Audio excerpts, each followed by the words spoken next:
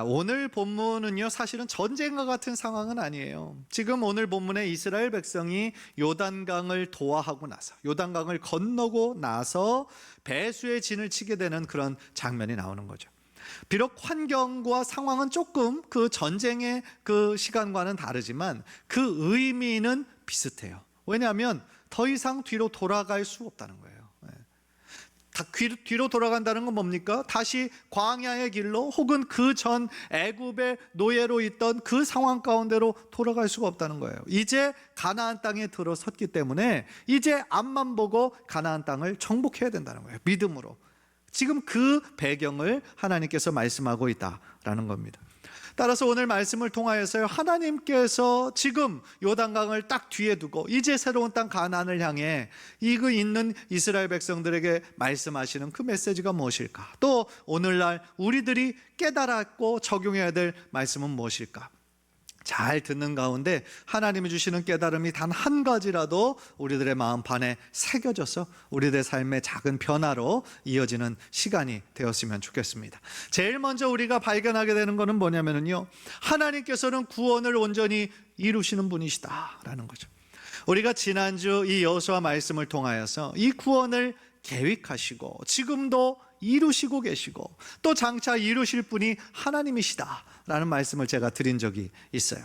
오늘 본문의 이 주제도 비슷하게 흘러가고 있는 겁니다. 18절을 보세요.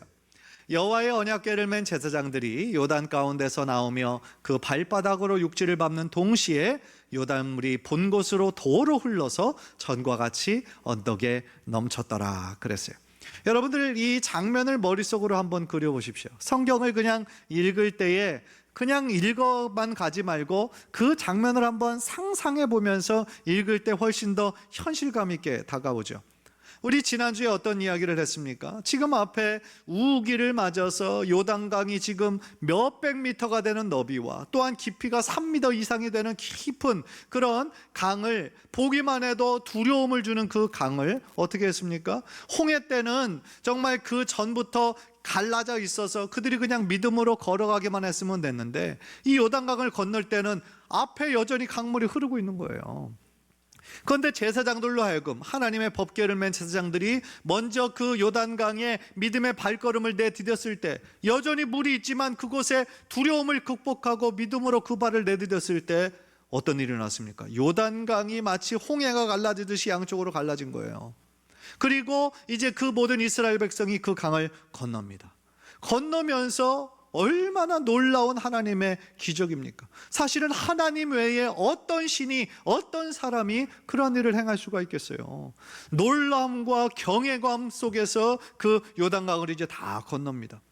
제일 뒤에 이제 법궤를 맨 제사장들이 딱 그 요단강을 딱 지나자마자 어떻게 됐냐면 우리가 방금 읽은 구절처럼 그 갈라져 있던 양쪽으로 갈라져 있던 요단강이 다시 하나로 흘러서 합쳐지게 되었다 라고 말씀하고 있는 거죠. 따라서 그 장면을 보면서 얼마나 놀랐겠어요. 하나님이 이런 기적을 통하여서 하나님께서 지금 이스라엘 백성들과 함께 하심을 보여준 사건이죠. 하나님의 뜻이 있었을 때 강물이 열려서 육지처럼 되었고 또한 하나님께서 그들을 인도하시고 난 후에 다시 그것이 하나가 되었다라는 것은 어떤 세상의 자연적인 이치나 우연의 일치라고는 치부할 수 없는 하나님의 명백한 인도하심이었고 하나님의 명백한 기적이었다라는 거죠. 하나님 외에 다른 그 어떤 사람이나 그 어떤 신도 이런 비슷한 일을 행할 수가 없다라는 것이죠. 하나님이 구원을 온전히 이루시는 분이시다라는 거예요.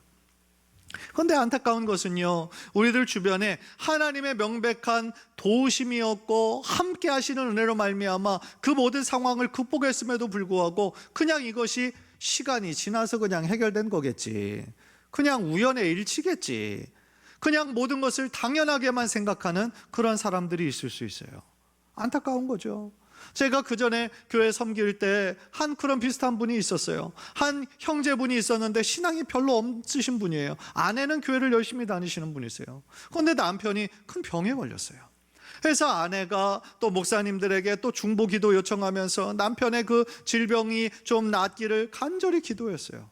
정말 많이 간절히 기도했을 때 그 병이 나았거든요. 고침을 입었어요. 쉽지 않은 병이었는데 하나님의 은혜잖아요. 하나님께서 기도를 들으시고 응답해 주신 거잖아요. 그런데 한동안 그 남편이 그거 아내의 또 그 얘기에 의해서 뭐 이렇게 몇 번은 나오시더니 그때 뒤로는 또 안 나오시는 거예요. 안 나오시고 다시 그냥 그 전에 살던 방식으로 세상에 그냥 똑같이 파묻혀서 그렇게 살아가는 모습을 사신다고 들으니까 너무너무 마음이 안타깝더라고요.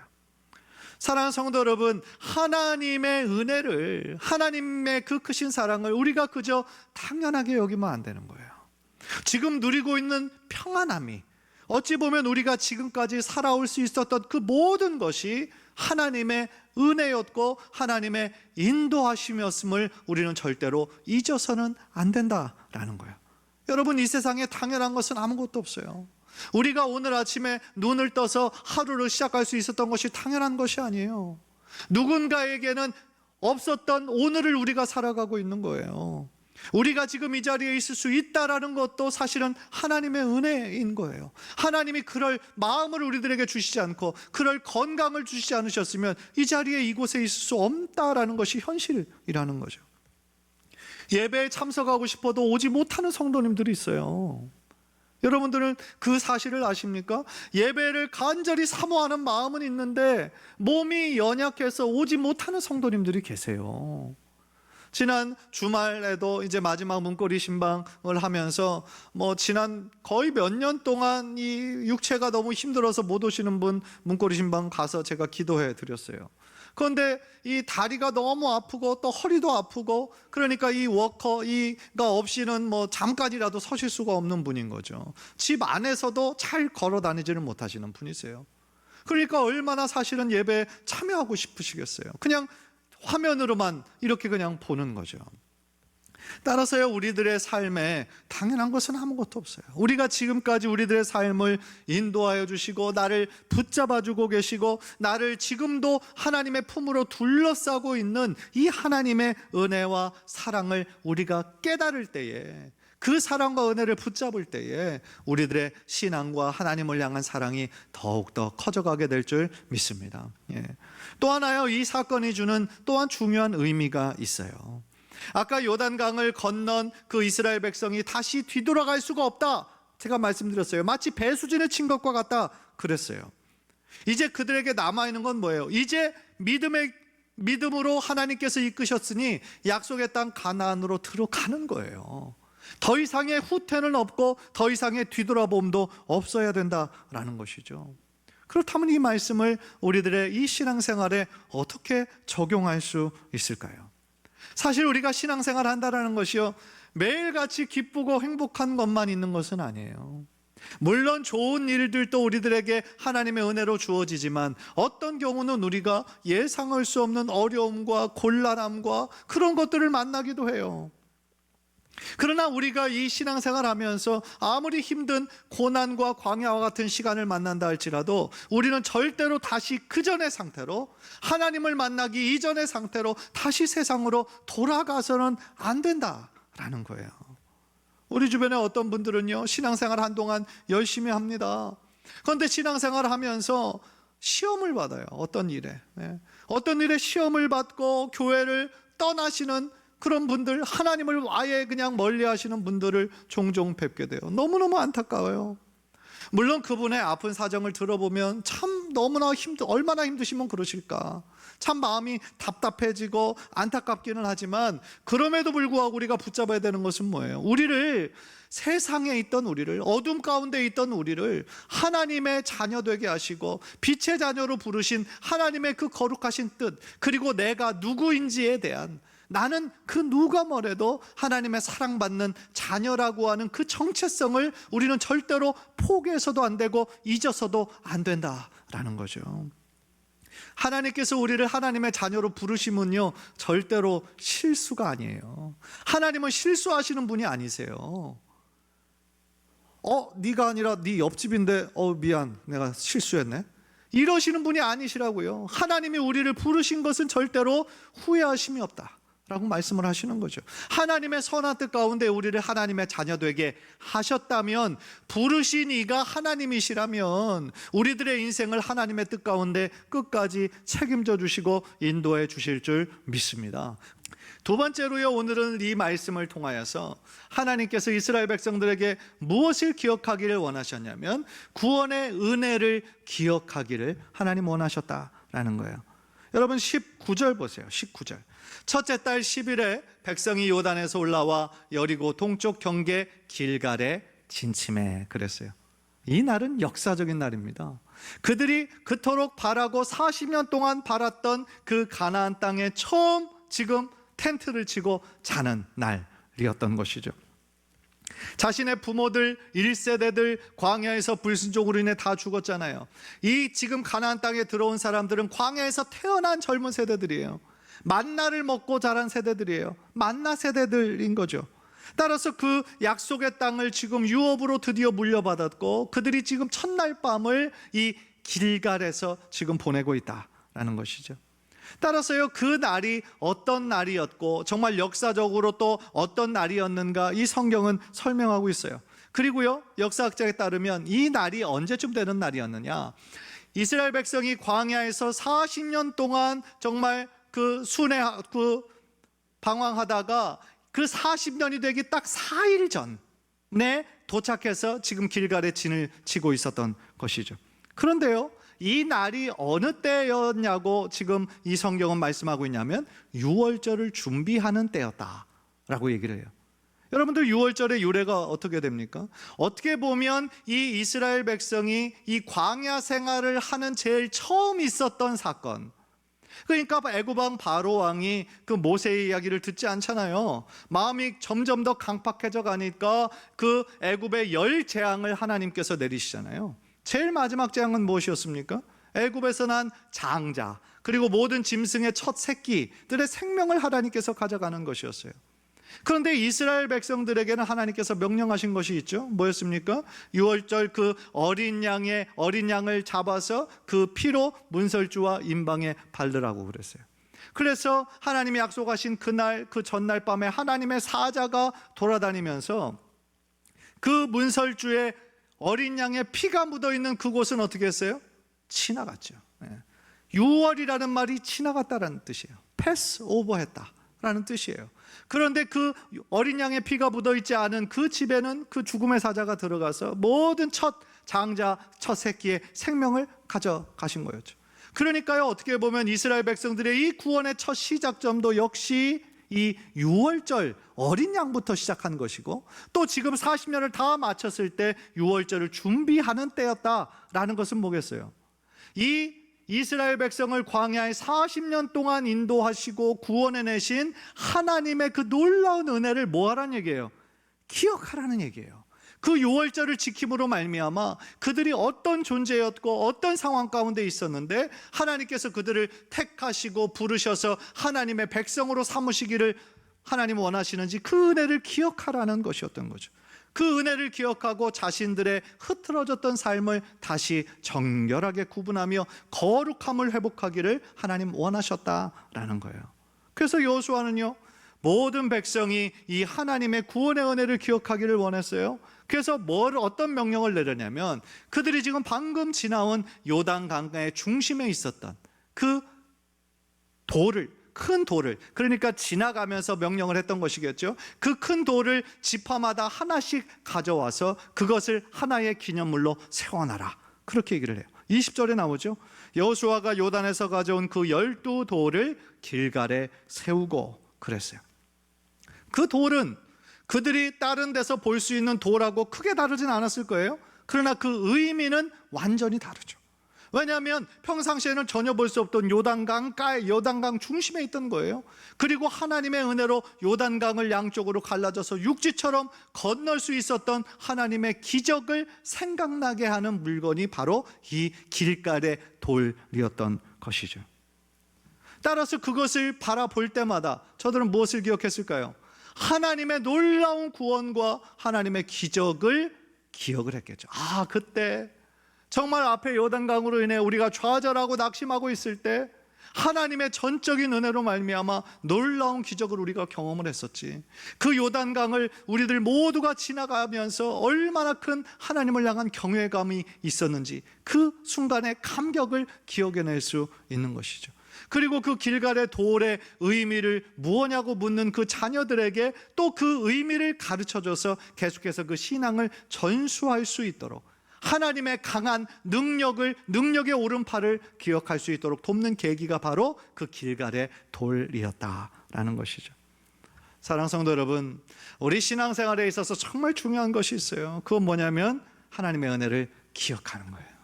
기억하는 거예요.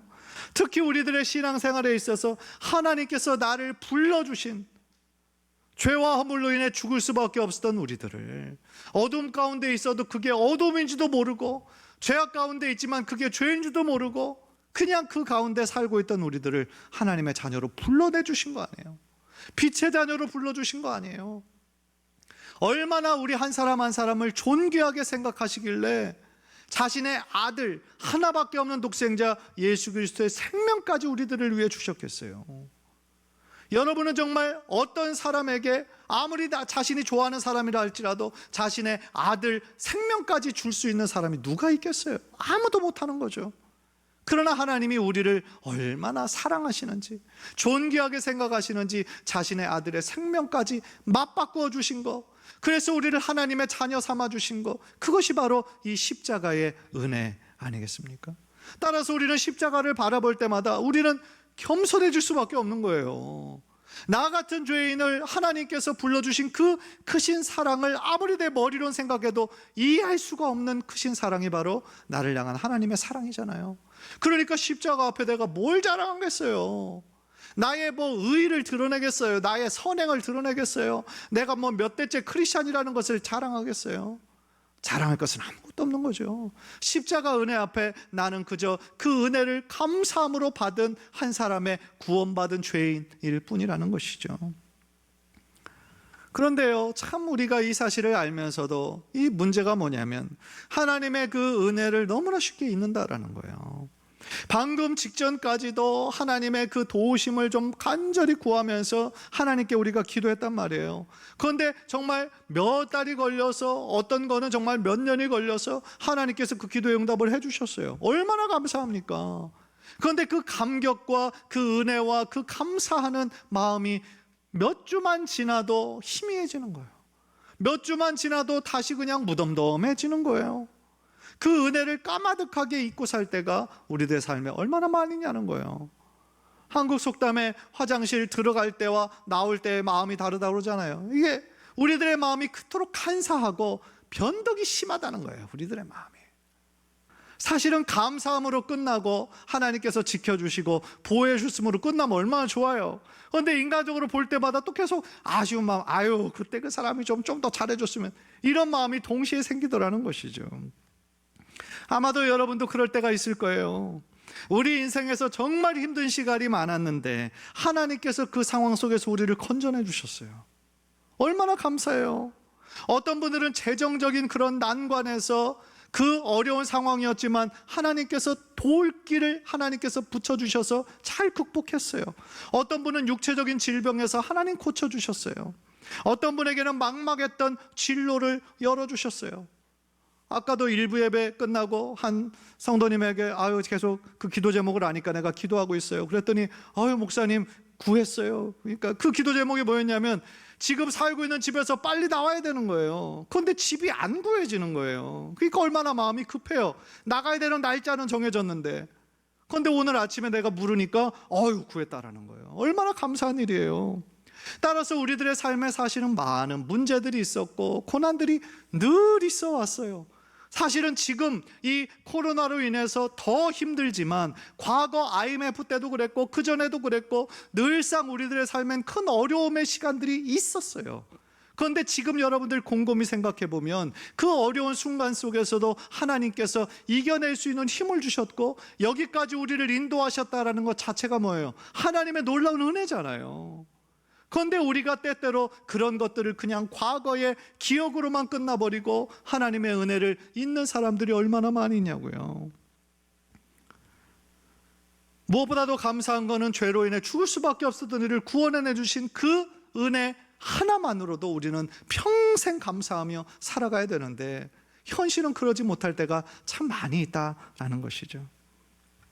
따라서요, 하나님께서는 우리들의 인간의 그 연약함을 아시는 거예요. 우리를 창조하신 분이신데 왜 모르시겠어요? 그러니까 이스라엘 백성들에게도 하나님의 그 은혜를 기억하게 하기 위해서 그 길갈의 그 돌, 그 요단강 중심에 있었던 그 돌을 취해서 잘 보이는 데다 두고 그것을 볼 때마다 하나님의 은혜를 기억하라는 거예요.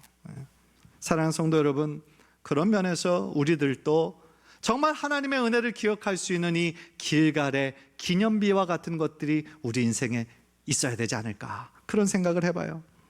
뭐 큰 돌덩어리를 여러분의 집에 두라는 게 아니라 하나님의 크신 은혜를 생각나게 하는 어떤 기념할 수 있는 것들이 있으면 우리가 그거를 볼 때마다 내가 정말 이랬었는데.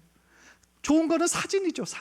사진을 보면서 내가 이때는 정말 너무 힘들었었는데, 내가 이때는 정말 아팠었는데, 모든 것이 막막했을 때였는데, 그거를 기억하면서 하나님의 은혜를 다시 한번 기억나게 하는 그것이 우리들에게는 필요하다라는 것이죠. 예전에 아버지가 이제 아버지 학교를 졸업을 했어요. 제가 아버지 학교 몇 번 얘기를 드렸는데, 아버지를 영적으로 이렇게 정말 그 아버지 됨의 자리를 잘 지키게 하는 그런 운동이 이제 아버지 학교예요. 저도 이제 미국에서 약 10년 정도 스텝으로 좀 열심히 섬겼었는데요. 그러니까 그 아버지 학교를 다 수료하고 나면 참 은혜가 있어요. 변화가 있고, 또 제일 마지막 날은 이제 아내도 초대해서 또 아내에게 또 사랑도 고백하고 또 이렇게 섬기는 그런 순간도 있고, 또 아버지 학교를 수료하면서 입는 옷도 주고, 또 이제 다 수료하고 나면 또 기념품인 수건도 주고, 뭐 그런 시간들이 있어요. 그래서 이제 한 아내가 생각할 때 이 남편이 많이 변했거든요. 그전에는 그냥 월급만 갖다 주고 그 가장의 역할을 다 했다라고 생각했던 남편이 좀 그전과는 좀 달라지거든요. 자녀들에게도 또 사랑한다 표현도 해주고, 또 기도도 해주고, 또 아내에게도 잘하고 친절하고, 그러니까 너무 좋았는데, 이것이 또 몇 달이 지나니까 또 이제 흐지부지해지는 거잖아요. 흐지부지해지고, 또 과거에 또 그 상태로 막 이렇게 돌아가니까 이 아내가 좀 고민이 있는 거죠. 그래서 어느 날에는 어떻게 했냐면, 아버지 학교 그 수료 때 입었던 그 남편이 입었던 그 옷을 잘 보이는 데다가 이제 딱 걸어놓은 거죠. 잘 걸어놓고, 또 화장실에 가보니까 또 그 수건이 또 아버지 학교 때 또 수료한 딱 그 수건을 딱 걸어놓는 거죠. 그게 뭐예요? 기억하라는 거죠. 그거의 의미도 모르고 이거 왜 여기다 걸어놨어? 이거 딱 던지면 그런 남자는 눈치가 진짜 없는 거죠. 기억하라는 거죠. 그때 받았던 그 은혜, 그리고 새롭게 살기로 결단한 거 지금 잘 하고 있느냐, 다시 좀 붙잡자, 이 얘기죠. 얼마나 지혜로운 아내입니까? 그냥 자기 뜻대로 되지 않는다고 막 이렇게 책망하고 잔소리하기보다는 정말 그것을 기억할 수 있는 것들을 딱 이렇게 걸어놓고 남편이 스스로 깨달을 수 있도록 얼마나 지혜로운 거겠어요. 결국 우리들의 신앙생활에서 가장 중요한 거, 하나님의 은혜를 매 순간마다 기억하는 거예요. 우리가 예수님을 만나기 이전에 어떤 존재였는지, 어떤 연약한 존재였는지 기억하는 거예요. 그리고 다시 한번 십자가의 은혜를 붙잡는 거예요. 비록 지금 힘든 상황 가운데 있지만, 정말 지금 모든 것이 다 막혀있는 상황이라 할지라도 하늘은 열려 있잖아요. 그죠? 다른 사방은 다 막혀 있어도 하늘은 열려 있잖아요. 무슨 얘기예요? 하나님께 기도하라는 거잖아요. 하나님 앞에 기도하며 다시 한번 우리들의 첫 마음으로 하나님의 은혜를 붙잡으며 나아갈 때에, 하나님 정말 요단강에서 새로운 길을 내신 것처럼 우리들의 삶에서도 막막해 보이지만 하나님께서 새로운 길을 내시고, 또한 하나님의 선한 뜻으로 우리의 모든 성도들의 삶을 이끄실 줄 믿습니다. 오늘 또 그 은혜 붙잡고 다시 한번 힘을 내고 주님의 은혜로 나아가는 우리 귀한 성도님들 모두 되시기를 주님의 이름으로 간절히 축원합니다.